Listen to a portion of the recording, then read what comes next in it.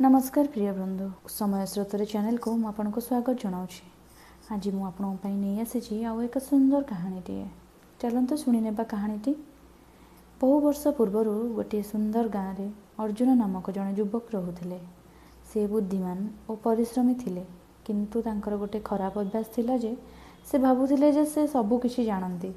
केही तांको परामर्श देबाकू चेष्टा कले से संगे संगे कहीदे यह मु आगरू जानी। दिने से शुणिले जे पाख पहाड़े जड़े ज्ञानी गुरु बसवास करती।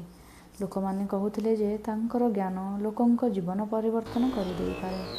अर्जुन से गुरु को देखा करने को गले। गुरु तांको आदर सहित स्वागत कले एवं चा पीवाकू बसाइले। कथबार्ता चली बेले अर्जुन निज ज्ञान विषय बहुत गर्व करी कहूथिले, मु अनेक पुस्तक पढ़ी, अनेक कथा शिखी, सफलता और सुख जीवन विषय मत सबू जना। गुरु शांत भाव सबू शुणुले। हठात से चा केटली उठाई अर्जुन को कप रे चा ढालिबा आरंभ कले।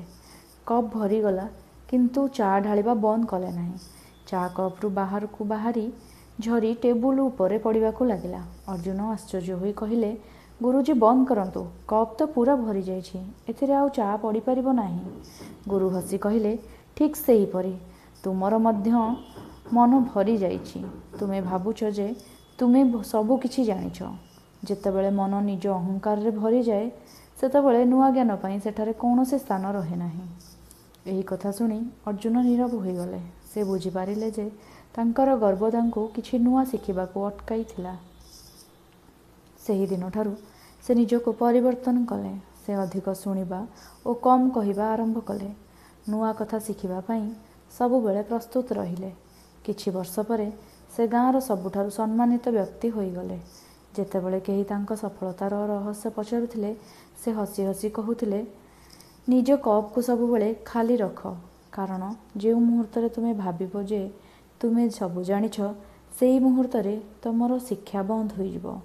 नीति शिक्षा कौन एथुर मिलिला बंधु माने?